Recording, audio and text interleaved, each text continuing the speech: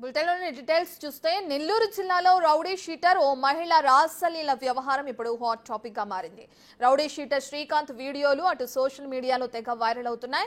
జిల్లా సెంట్రల్ జైల్లో జీవిత ఖైదుగా ఉన్న శ్రీకాంత్ ఆసుపత్రిలో మహిళతో సన్నిహితంగా ఉన్న వీడియోలు నెట్టింట చక్కర్లు కొడుతున్నాయి.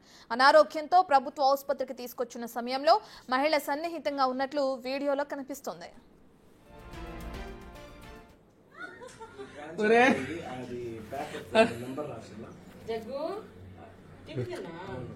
తిన్నానాగా వేసుకున్నాక మీరిద్దరు చూపించే ప్రేమ తట్టుకోలేక రాలేకపోయాయి మధ్యలో.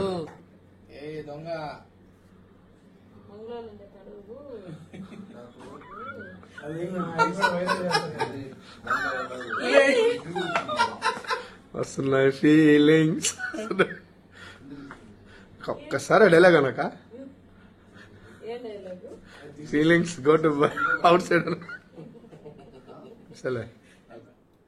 శనికి సంబంధించిన పూర్తి డీటెయిల్స్ మా ఎగ్జిక్యూటివ్ ఎడిటర్ అశోక్ అందిస్తారు. అశోక్, మనం చూస్తున్నాం జిల్లా సెంట్రల్ జైల్లో జీవిత ఖైదుగా ఉన్న వ్యక్తి రాసలీలకు సంబంధించిన వీడియో. అయితే పోలీసులు ఏం చేస్తున్నారు? ఆ సమయంలో హాస్పిటల్కి తీసుకెళ్తున్నప్పుడు అసలు పోలీసుల పహారా లేదా అక్కడ? ఆ విధంగా మహిళని ఏ విధంగా? అదే మాట్లాడదాం. బేసిక్గా వీడియోలో ఉన్న మహిళ ప్రస్తుతం రాష్ట్ర వ్యాప్తంగా కూడా చర్చనీయాంశమైన నిడిగుంట అరుణ గారు ప్రస్తుతం లైవ్లో మనతో పాటు జాయిన్ అవుతూ ఉన్నారు. నమస్తే అండి అరుణ గారు. నమస్తే అండి. నిన్నటి నుంచి మీ వీడియో ఎంటైర్ మీడియాలో, సోషల్ మీడియాలో, యూట్యూబ్ ఛానల్స్ అన్నింటిలో కూడా సర్క్యులేట్ అవుతోంది.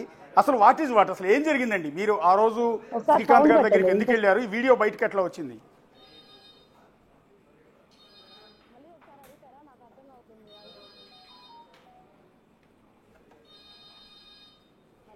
హలో అరుణ గారు. అరుణ గారు అసలు ఎలా ఇదంతా వీడియో బయటకు వచ్చిన తర్వాత ఇది ఎట్లా బయటకు వచ్చింది ఈ వీడియో? మీరు ఎందుకు ఆ జైలు దగ్గరికి వెళ్ళారు అరుణ గారు? ఇది అసలు రావట్లేదు, వస్తుంది.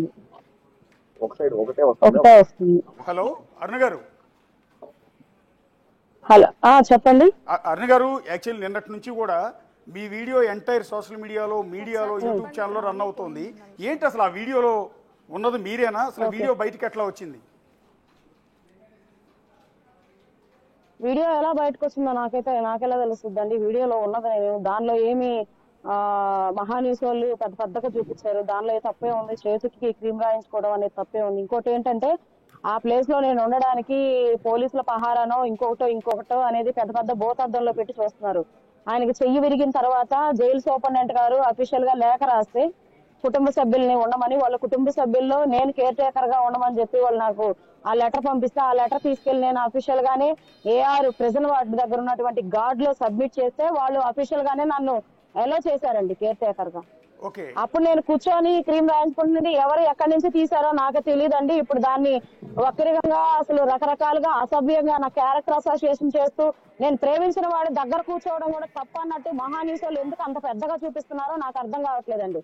నిన్నటి రోజున